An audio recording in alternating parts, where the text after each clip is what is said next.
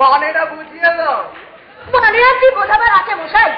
ইনি হচ্ছেন 108 কালিকানন্দ ভৈরব। ঘর খালি আছে, এখানেও রাস্তা পাবে। ভাড়া কত দেবেন? ভাড়া বামাচরণ এদের একবার এই ভাড়ার কথাটা ভালো করে বুঝিয়ে দাও। কিসের ভাড়া?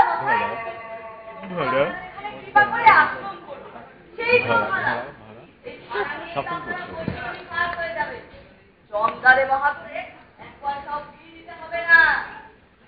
তাকে মাফ করবে, সব পারমার্থিক ভাড়ায় আমাদের কিছু হবে না। আমাদের না নগদ টাকা চাই। টাকা কি? টাকা মাটি, মাটি টাকা। এ তো পরমহংস দেবের ডায়লগ ছাড়ছে রে। নজর কাঞ্চন চুলেই অনন্ত নর, সোজা রৌরকুম বিভাগে ডুবে মরবি। একেবারে হাতে মুক্তির ফলটি এনে দেবো, ছেলেই কৈলাসে চলে যাবে। হরকালী